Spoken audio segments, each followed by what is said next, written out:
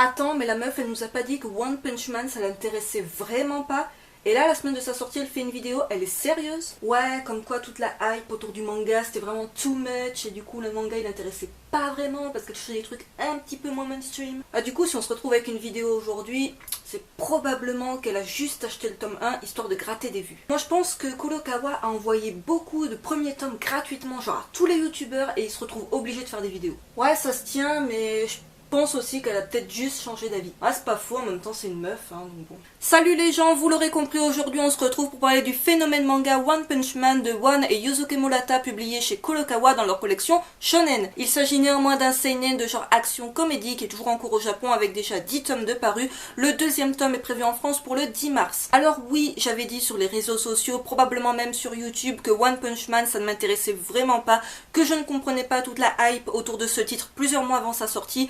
À présent que j'ai lu le premier tome, je comprends un petit peu mieux cette agitation autour d'OPM. Alors pourquoi d'un seul coup je me suis retrouvée à lire ce tome? Ce n'est absolument pas une vidéo partenariat, je tiens à le dire. Du coup, pourquoi One Punch Man se retrouve aujourd'hui sur ma chaîne? Eh bien tout simplement parce que j'ai changé d'avis.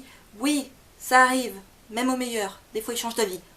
Je me suis un petit peu renseignée sur le titre avant sa sortie, vraiment quelques jours avant sa sortie, à regarder des vidéos, des articles sur différents blogs et sur différentes chaînes YouTube. Et finalement, d'entendre autant de monde dire du bien du manga et surtout en dire des choses intéressantes, ça m'a donné envie de me pencher au moins sur le tome 1. Et je vous avoue qu'après ma lecture du tome 1, j'ai bien envie de découvrir la suite et j'ai franchement hâte de me lancer dans la lecture du tome 2. One Punch Man à la base, c'est un webcomic de l'auteur assez mystérieux One qui le proposait sur son blog. Il a eu énormément, mais genre énormément de vues. Du coup, la Shueisha s'est un petit peu penchée sur le sujet et on a droit à cette adaptation manga dessinée par Yusuke Murata, à qui l'on doit le non moins célèbre Aishil 21. Personnellement, je découvre One Punch Man avec l'adaptation manga et non pas l'adaptation webcomic. Alors on m'a répété maintes et maintes fois que du coup je n'apprécierais pas le titre à sa juste valeur parce que du coup le webcomic a une présentation totalement différente puisqu'il se lit sur un écran. L'auteur avait pensé sa série de manière à ce qu'elle soit lue sur un écran, c'est logique en même temps, sinon il l'aurait pas fait sur un blog. Cette adaptation manga n'est absolument pas à dénigrer pour autant, puisque déjà on a le coup de crayon de Yusuke Murata et ce n'est pas du tout à négliger, puisque le coup de crayon de One était assez simpliste et minimaliste, alors que là on se retrouve, autant vous dire, avec des trucs de dingue niveau dessin. Voilà, juste la couverture vous donne l'aperçu de ce dont l'auteur est capable, et c'est juste dingue. Donc le manga n'est absolument pas dénigré, certes la lecture ne sera pas la même que sur un écran, certes on va peut-être passer à côté de certains trucs, mais en même temps le dessin rattrape très largement le fait qu'on le lise dans un manga papier et l'adaptation de Kurokawa est juste génialissime. Avant sa sortie papier ce mois-ci en France, on a découvert One Punch Man à travers un anime de 12 épisodes, si je ne dis pas de bêtises, sur ADN. Personnellement j'ai uniquement regardé l'épisode pilote pour essayer de comprendre cette foutue hype à propos de One Punch Man avant la sortie du manga. Et personnellement j'ai bien apprécié l'épisode pilote qui est à l'image de ce tome 1, c'est-à-dire bourré d'action, d'humour. Voilà, le personnage de Saitama est vraiment hyper mis en valeur. Et puis voilà, on s'attache très vite à ce personnage, on a envie de découvrir la suite, de voir quels sont les prochains monstres qu'il va affronter et de voir tout simplement l'évolution de ce super-héros déjà méga top trop super. Mais du coup, pour celles et ceux qui ont vu l'anime, est-ce que ça vaut le coup d'acheter le manga en version papier, d'investir dans une série qui va être, je pense, assez longue?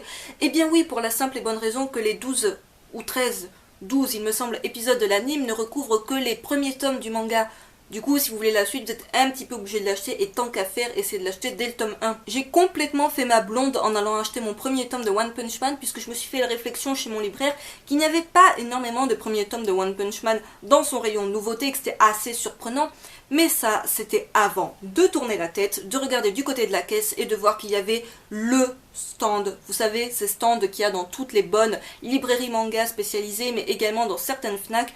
Le stand One Punch Man, voilà le truc à côté duquel vous ne pouvez pas passer tellement il est magnifique, tellement il brille de mille feux. Aussitôt acheté, aussitôt lu, ce premier tome est diaboliquement efficace et a su définitivement me convaincre de continuer la série. Très bon mix d'action et d'humour, un excellent divertissement que je recommande même aux plus sceptiques d'entre vous. Ça me paraît complètement superflu pour cette vidéo mais je vais tout de même vous parler très brièvement de l'histoire. Donc on va suivre le personnage de Saitama qui est un ex-salaryman à présent au chômage qui un jour décide de devenir un super héros.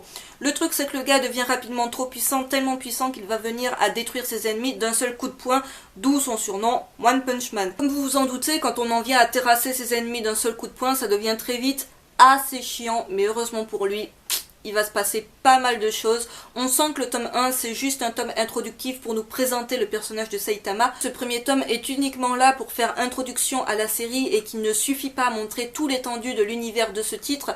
Bien évidemment je me pencherai sur la suite de la série, je vous la présenterai dès que le second tome sera sorti. Je sens que c'est un manga avec lequel on ne va pas s'ennuyer et j'ai franchement hâte d'en découvrir la suite. J'en ai terminé pour cette présentation du premier tome de One Punch Man, j'espère que ça vous aura plu. N'hésitez pas comme d'habitude à me dire en commentaire ce que vous en avez pensé, à me dire si vous avez déjà craqué pour ce premier tome, votre avis à son sujet, mais n'hésitez pas non plus à me dire si vous êtes réfractaire à l'idée de commencer la série, est-ce que peut-être vous allez changer d'avis, est-ce que peut-être vous n'allez pas du tout changer d'avis. Je vous retrouve très vite pour une prochaine vidéo.